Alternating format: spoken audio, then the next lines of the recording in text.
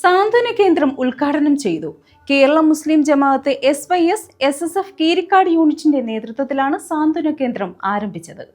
കേരള മുസ്ലിം ജമാഅത്ത് SYS SSF Kayamkulam Keerikkad യൂണിറ്റിന്റെ നേതൃത്വത്തിലാണ് സാന്ത്വന കേന്ദ്രം ആരംഭിച്ചത്.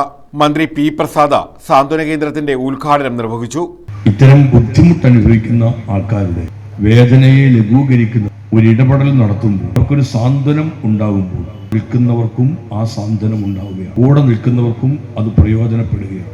രോഗീ പരിചരണം എന്ന് പറഞ്ഞാൽ രോഗിക്ക് മാത്രം ലഭിക്കുന്ന ഒരു പരിചരണം അല്ല, രോഗിക്കൊപ്പമുള്ള കുടുംബത്തിനും കൂടി ലഭിക്കുന്ന ഒരു പരിചരണമായി മാറും.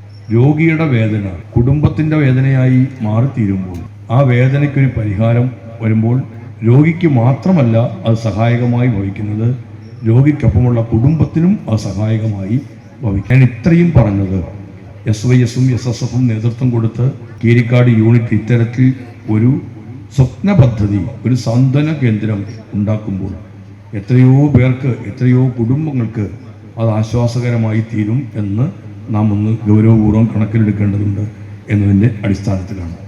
SYS യൂണിറ്റ് പ്രസിഡന്റ് മുബാഷ് കരിവിൽ അധ്യക്ഷത വഹിച്ചു. ഹാഫിൾ അബ്ദുൽ ബാസിദ് ഖിറാത്തിന് നേതൃത്വം നൽകി. ഹാരിസ് തച്ചന്റെ പറമ്പിൽ സ്വാഗതം പറഞ്ഞു. അനസില്ലിക്കുളം പദ്ധതി വിശദീകരിച്ചു. മുബാഷ് കരിവിൽ അധ്യക്ഷത വഹിച്ചു. സമസ്ത കേന്ദ്ര മുഷാവറ അംഗമെ ത്വാഹ ഉസ്താദ് മുഖ്യപ്രഭാഷണം നടത്തി.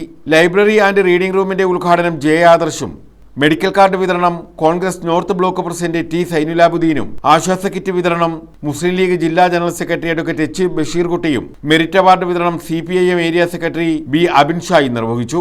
മുൻ public prosecutor advocate S. Ramananpillai pension വിതരണം നിർവഹിച്ചു.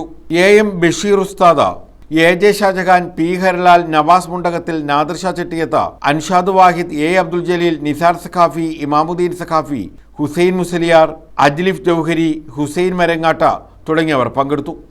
News bureau, Kayamkulam.